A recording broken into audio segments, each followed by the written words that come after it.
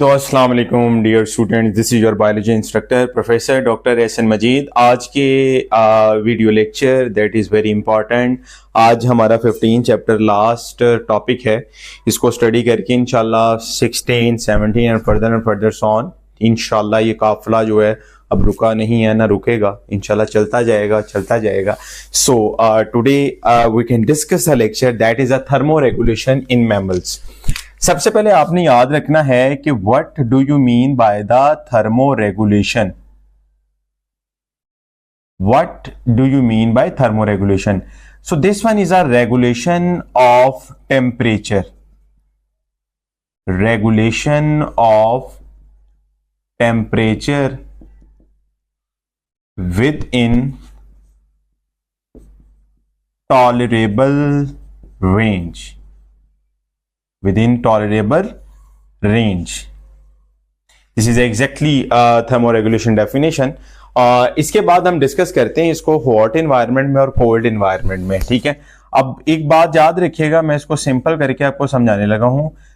Cold temperature के वक्त और हम कहेंगे ड्यूरिंग द वार्म टेम्परेचर क्या क्या चेंजेस होंगी। हमें पता है कि स्ट्रक्चरल चेंजेस होती हैं, फिजियोलॉजिकल चेंजेस होती हैं, बिहेवियरल चेंजेस होती हैं। एज इट इज हम इसमें नोट करते हैं चीज़ों को। सबसे पहला पॉइंट आपने याद रखना है कोल्ड टेम्परेचर, जिसमें टेम्परेचर क्या होता है, कम होता है। वार्म टेम्परेचर, जिसमें टेम्परेचर क्या होता है, ज्यादा होता है। कोल्ड टेम्परेचर में आपने एक बात याद रखनी है, यहां पर होगी वेजो कॉन्स्ट्रिक्शन।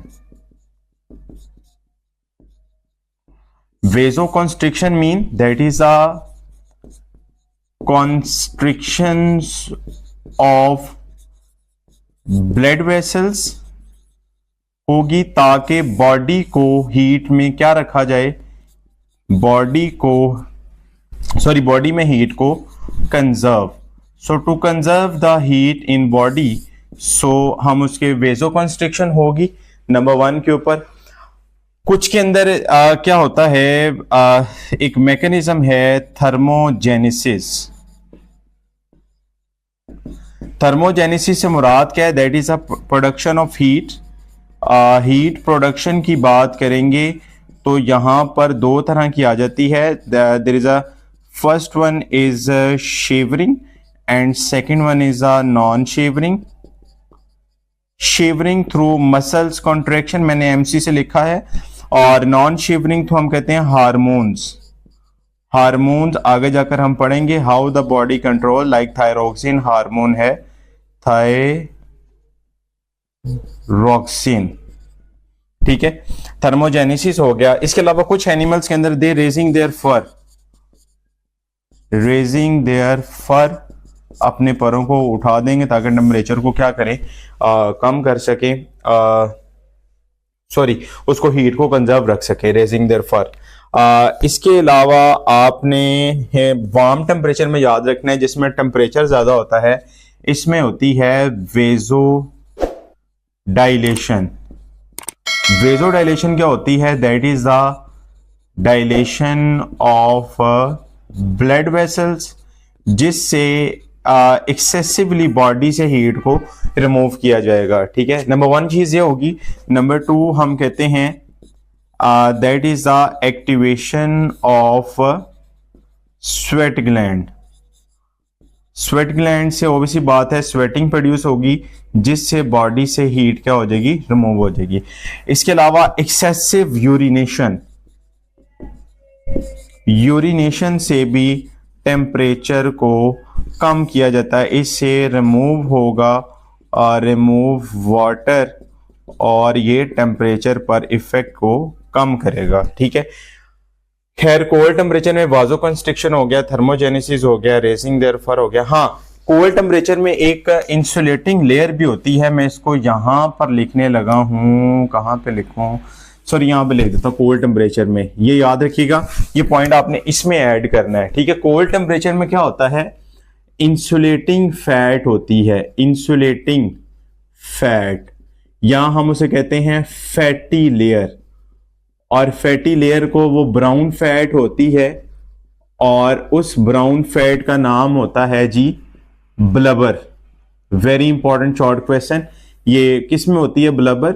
वेल्स में होती है, सील्स में होती है, ये याद रखिएगा। अब यहाँ पे अब थोड़ा सा रिगार्डिंग इसमें से हमने चीजों को ये देखना है कि आइदर टेम्परेचर को कैसे कंट्रोल किया जाता है। टेम्परेचर कम हो तो इसकी एक सबसे पहले हम नॉर्मल रेंज बनाते हैं, ठीक है।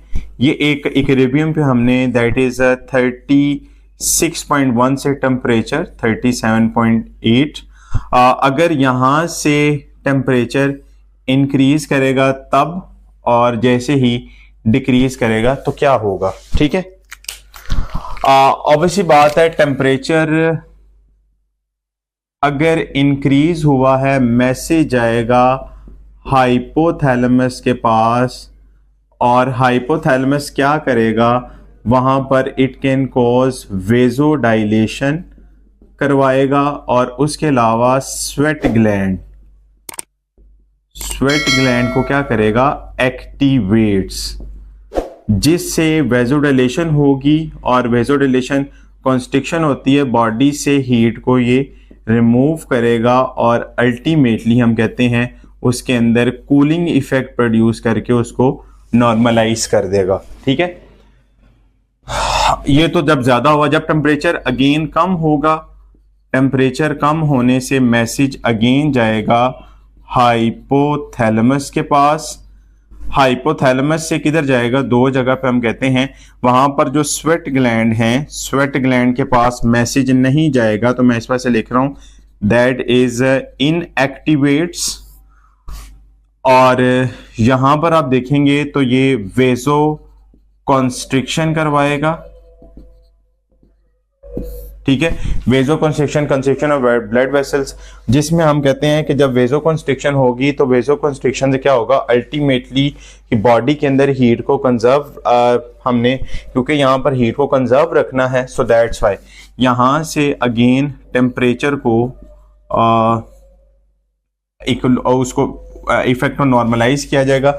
This one is a mechanism of the thermoregulation in mammal. इसके बाद एक छोटा सा पॉइंट है दैट इज पायरेक्सिया। पायरेक्सिया क्या होता है? पायरेक्सिया होता है कि जिसमें फीवर कंडीशन हम कहते हैं, टेम्परेचर फीवर हो जाना, ठीक है। और ये कॉज क्या होता है इसका, दैट इज अ पायरोजेंस।